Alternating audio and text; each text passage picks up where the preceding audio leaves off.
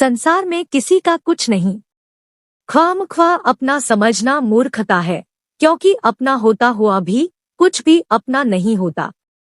इसलिए हैरानी होती है, घमंड क्यों, किस लिए, किसका। कुछ रुपए दान करने वाला यदि यह कहे कि उसने ऐसा किया है, तो उससे बड़ा मूर्ख और कोई नहीं। और ऐसे भी हैं जो हर महीने लाखों का दान करता है, लेकिन उसका जिक्र तक नहीं करता और न करने देता है। वास्तव में जरूरतमंद और पीड़ित की सहायता ही दान है, पुण्य है। ऐसे व्यक्ति पर सरस्वती की सदा कृपा होती है। पर क्या किया जाए, देवताओं तक को अभिमान होता है, और उनके अभिमान को दूर करने के लिए परमात्मा को ही कोई उपाय करना पड़ता है। गरुड़, सुदर्शन चक्र तथा सत्यभामा को भी अभिमान हो गया था, और भगवान श्री कृष्ण ने उनके अभिमान को दूर करने के लिए श्री हनुमान जी की सहायता ली थी। श्री कृष्ण ने अपनी पत्नी सत्यभामा को स्वर्ग से पारिजात लाकर दिया था, और वह इसीलिए अपने आप को श्री कृष्ण की अत्यंत प्रिया और अति सुंदरी मानने लगी थी। सुदर्शन चक्र को यह अभिमान हो गया था कि उसने इंद्र के वज्र को निष्क्रिय किया था, वह लोकालोक के अंधकार को दूर कर सकता है। भगवान श्री कृष्ण अतंत उसकी ही सहायता लेते हैं। गरुड़ भगवान कृष्ण का वाहन था, वह समझता था भगवान मेरे बिना कहीं जा ही नहीं सकते, इसलिए कि मेरी गति का कोई मुकाबला नहीं कर सकता। भगवान अपने भक्तों का सदा कल्याण करते हैं, इसलिए उन्होंने हनुमान जी का स्मरण किया। तत्काल हनुमान जी द्वारिका आ गए। जान गए कि श्री कृष्ण ने क्यों बुलाया है। श्री कृष्ण और श्री राम दोनों एक ही है, वह यह भी जानते थे, इसीलिए सीधे राजदरबार नहीं गए, कुछ कौतुक करने के लिए उद्यान में चले गए। वृक्षों पर लगे फल तोड़ने लगे, कुछ खाए, कुछ फेंक दिए। वृक्षों को उखाड़ फेंका, कुछ तो तोड़ डाला।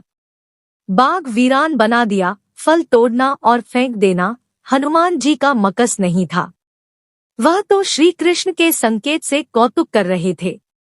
बात श्री कृष्ण तक पहुंची, किसी वानर ने राजोद्यान को उजाड़ दिया है, कुछ किया जाए। श्री कृष्ण ने गरुड़ को बुलाया, कहा जाओ सेना ले जाओ, उस वानर को पकड़कर लाओ। गरुड़ ने कहा, प्रभु एक मामूली वानर को पकड़ने के लिए सेना की क्या जरूरत है, मैं अकेला ही उस मजा चखा दूंगा। कृष्ण मन ही मन मुस्करा दिए, जैसा तुम चाहो, लेकिन उसे रोको जाकर। वैनते गए, हनुमान जी को ललकारा, बाग क्यों उजाड़ रहे हो, फल क्यों तोड़ रहे हो, चलो तुम्हें श्री कृष्ण बुला रहे हैं। हनुमान जी ने कहा, मैं किसी कृष्ण को नहीं, मैं तो श्री राम का सेवक हूँ, जाओ कह दो मैं नहीं आऊंगा। गरुड़ क्रोधित होकर बोला, तुम नहीं चलोगे तो मैं तुम्हें पकड़कर ले जाऊंगा। हनुमान जी ने कोई उत नहीं दिया।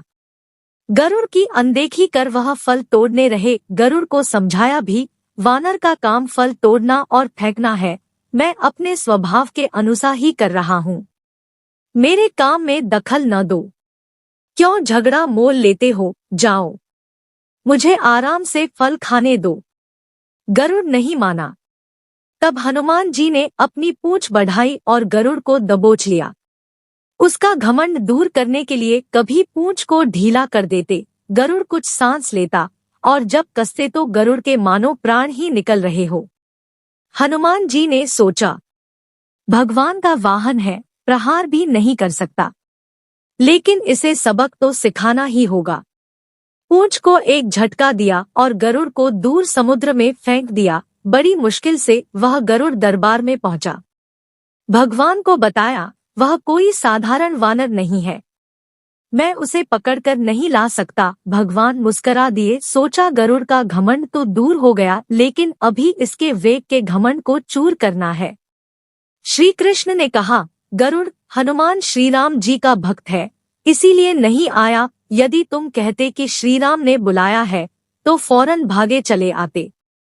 हनुमान अब मलय पर्वत पर चले गए हैं, तुम तेजी से जाओ और उससे कहना श्री राम ने उन्हें बुलाया है। तुम तेज उड़ सकते हो, तुम्हारी गति बहुत है, उसे साथ ही ले आना। गरुड़ वेग से उड़े, मलय पर्वत पर पहुंचे। हनुमान क्षमा मांगी, कहा भी श्री राम ने आपको याद किया है, अभी आओ मेरे साथ, मैं तुम्हें अपनी पीठ पर बिठाकर मिनटों में द्वारिका ले जाऊंगा। तुम खुद चलोगे तो देर हो जाएगी, मेरी गति बहुत तेज है, तुम मुकाबला नहीं कर सकते। हनुमान जब मुस्कराए, भगवान की लीला समझ गए। कहा, तुम जाओ, मैं तुम्हारे पीछे ही आ रहा हूँ। द्वारिका में श्री कृष्ण राम रूप धारण कर सत्यभामा को सीता बना सिंहासन पर बैठ गए। सुदर्शन चक्र को आदेश दिया, द्वार पर रहना, कोई बिना आज्ञा अंदर न आने पाए। श्री कृष्ण समझते थे कि श्री राम का संदेश सुनकर तो हनुमान जी एक पल भी रुक नहीं सकते, अभी आते ही होंगे। गरुड़ कन तो हनुमान जी ने विदा कर दिया और स्वयं उससे भी तीव्र गति से उड़कर गरुड़ से पहले ही द्वारका पहुंच गए। दरबार के द्वार पर सुदर्शन ने उन्हें रोक कर कहा, बिना आज्ञा अंदर जाने की मनाही है। जब श्री राम बुला रहे हो तो हनुमान जी विलंब सहन नहीं कर सकते। सुदर्शन को पकड़ा और मुंह में दबा लिया। अंदर गए, सिंहासन पर श्री राम और सीता जी बैठे थे। हनुमान जी समझ गए, श्री राम को प्रणाम किया और कहा, प्रभु आने में देर तो नहीं हुई। साथ ही कहा, प्रभु माँ कहाँ है? आपके पास आज यह कौन दासी बैठी है? सत्यभामा ने सुना तो लज्जित हुई, क्योंकि वह समझती थी कि कृष्ण द्वारा पारिजात लाकर दिए जाने से वह सबरम सुंदर स्त्री बन गई है। सत्यभामा का घमंड चूर हो गया। उसी समय गरुड़ तेज गति से उड़ने के कारण हांफ हुए दरबार में पहुंचा। सांस फूल रही थी, थके हुए से लग रहे थे, और हनुमान जी को दरबार में देखकर तो वह चकित हो गए। मेरी गति से भी तेज गति से हनुमान जी दरबार में पहुंच गए। लज्जा से पानी पानी हो गए। गरुड़ के बल का और तेज गति से उड़ने का घमंड चूर हो गया। श्री राम ने पूछा, हनुमान तुम अंदर कैसे आ गए? किसी ने रोका नहीं? रोका था भगवन सुदर्शन ने। मैंने सोचा आपके दर्शनों में विलंब होगा, इसलिए उनसे उलझा नहीं, उसे मैंने अपने मुंह में दबा लिया था। और यह कहकर हनुमान जी ने मुंह से सुदर्शन चक्र को निकालकर प्रभु के चरणों में डाल दिया। तीनों के घमंड चूर हो गए। श्री कृष्ण यही चाहते थे।